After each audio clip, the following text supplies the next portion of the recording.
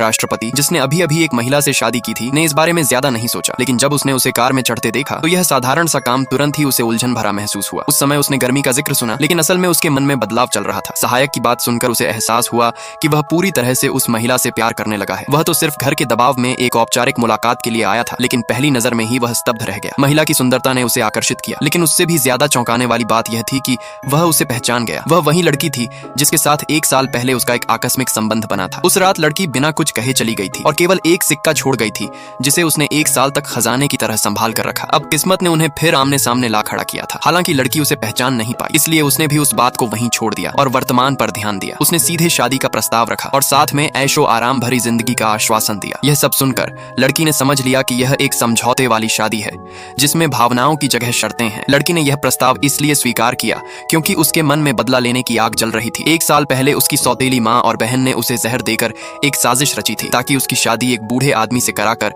उसकी संपत्ति हड़प ली जाए। गलती से वह एक अलग कमरे में पहुंच गई जहां यह घटना हुई। उस साजिश के कारण उसका शरीर भी बदल गया था, लेकिन उसने सब कुछ सह लिया और बदले की ठान ली। एक साल तक गायब रहने के दौरान उसने खुद को पूरी तरह बदल लिया। उसने अपना वजन कम किया और एक नई पहचान के साथ वापस लौटी। अब वह अपनी प्रतिष्ठा और अधिकार वापस लेने के लिए तैयार थी। शादी के बाद भले ही उसका पति काम के कारण दूर चला गया, लेकिन उसने खुद को संभाले रखा और सामान्य जीवन जीना जारी रखा। काम पर लौटने पर लोगों ने उसके बदले हुए रूप को नोटिस किया, लेकिन कुछ लोग अब भी उसके खिलाफ थे। जब उसके साथ अन्याय हुआ और उसका हक छीना गया तो उसने चुप रहने के बजाय विरोध किया। उसने अपना हक मांगते हुए साफ कर दिया कि वह अब और अपमान सहन नहीं करेगी। हालात तब और बिगड़ गए जब सामने वाले लोगों ने पैसे देने से इनकार कर दिया और उसे डराने की कोशिश की। उन्होंने अपने प्रभाव का हवाला देकर उसे दबाने की कोशिश की, लेकिन उसने हार नहीं मानी। उसने सच सामने लाने के लिए खुद ही स्थिति को आगे बढ़ाया। जब सच्चाई सामने आई और उसके पति ने